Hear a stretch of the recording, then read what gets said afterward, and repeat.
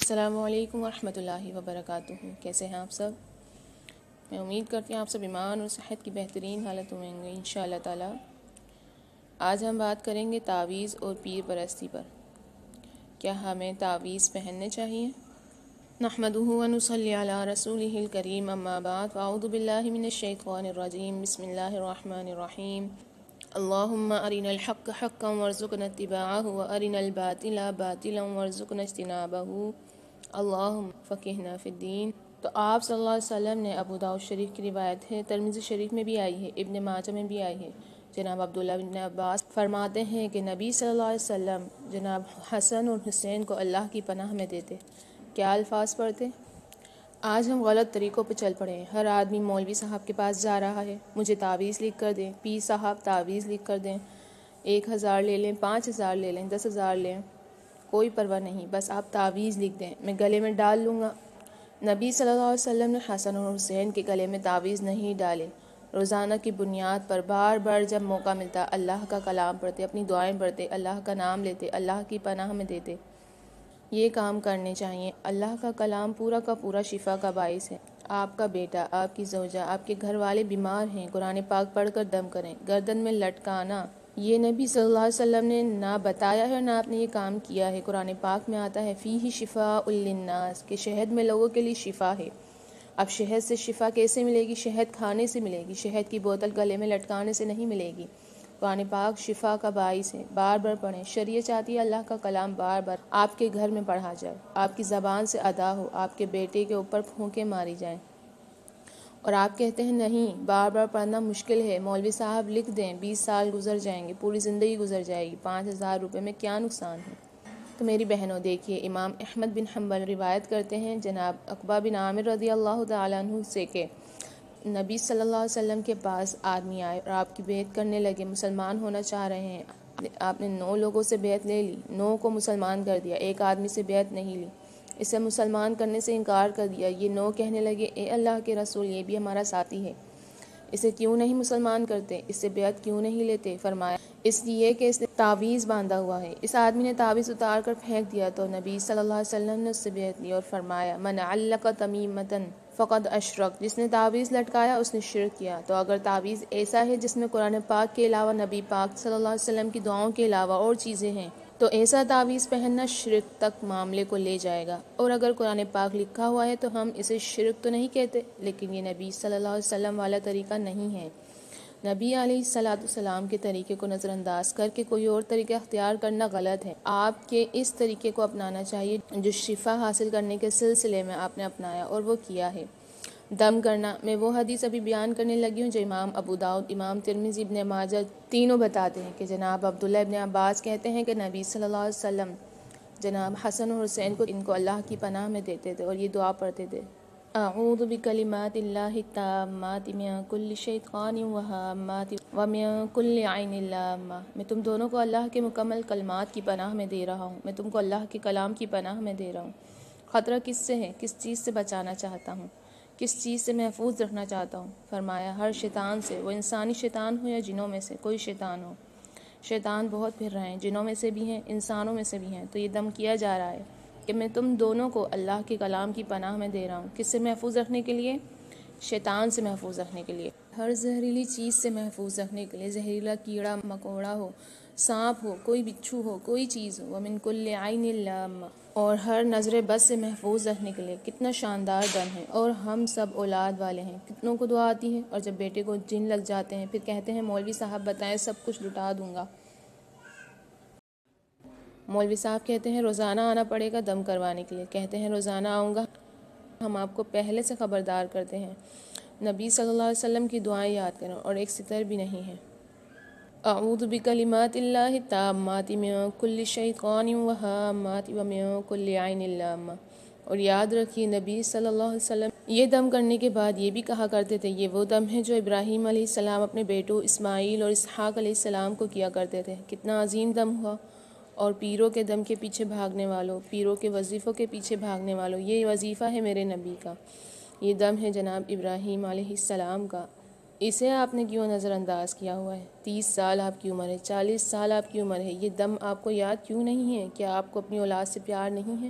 اسی اولاد کی خاطر آپ دن بھر بازاروں میں دھکے کھاتے ہیں، آفس میں جاتے ہیں، کمانے کی فکر میں ہیں، بوڑھے ہونے کے باوجود کبھی ادھر جا رہے ہیں کبھی ادھر جا رہے ہیں، ایک لائن کی دعا بھی یاد نہیں کر سکتے، اور باقی رہی یہ کڑے، یہ دھاگے، یہ کاغذ جو گردن میں، بازوؤں میں، ٹانگوں میں باندھے جاتے ہیں تعویذ کے طور پر، یہ غلط ہیں، شریعت کے خلاف ہیں۔ پڑھیے اپنے بیٹے کے اوپر یہ دم ہے نبی صلی اللہ علیہ وسلم کا، اعوذ بکلمات اللہ التامات من کل شیطان وہامات ومن کل عین لامہ۔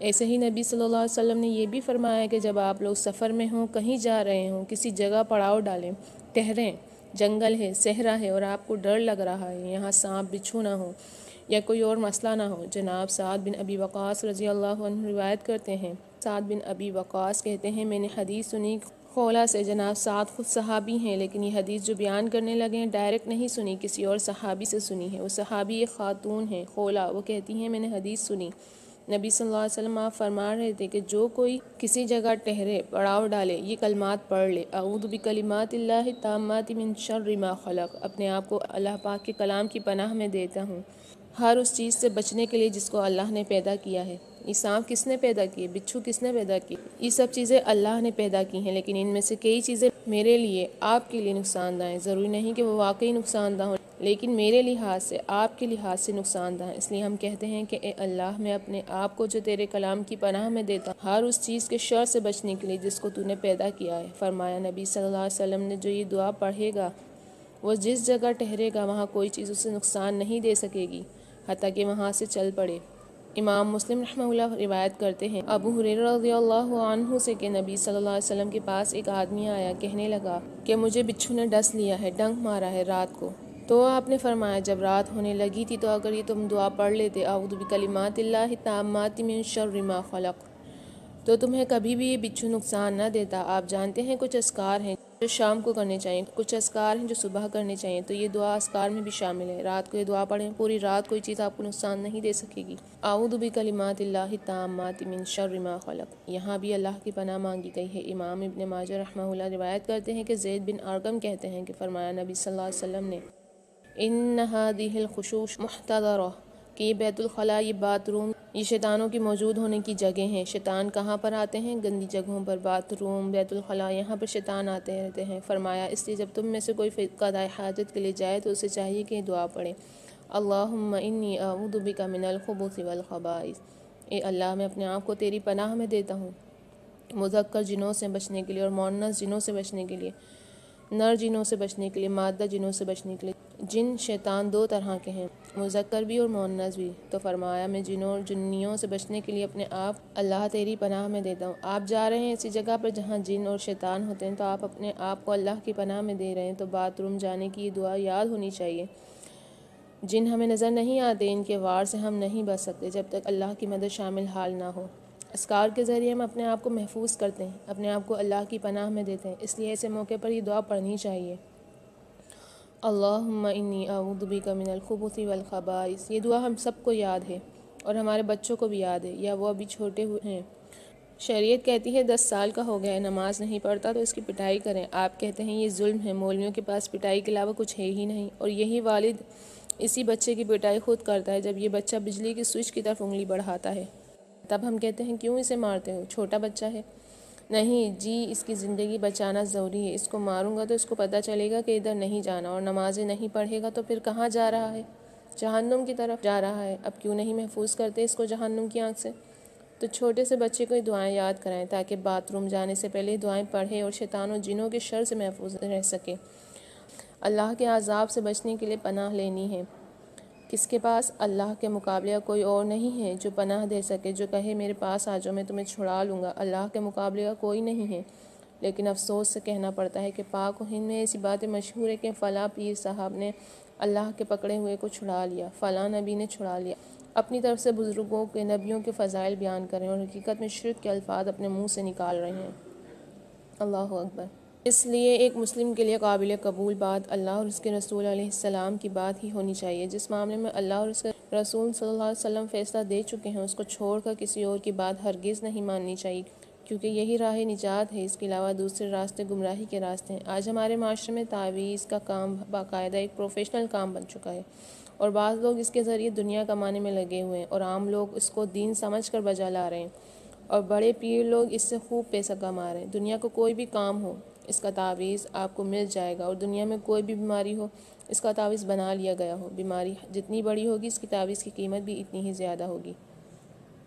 اولاد کو فرما بردار بنانے والے تعویذ، اور پھر اولاد کے لیے بھی تعویذ بنایا گیا ہے جس سے والدین اولاد کی بات مانیں گے۔ شوہر کے لیے تعویذ کی اس کی بیوی اس کی تابعدار ہو، بیوی کے لیے تعویذ کا شوہر اس کے تابعدار بن کر رہے، اور شریکوں کے لیے بھی تعویذ موجود ہے جس سے شوہر بیوی میں ناراضگی پیدا کی جائے۔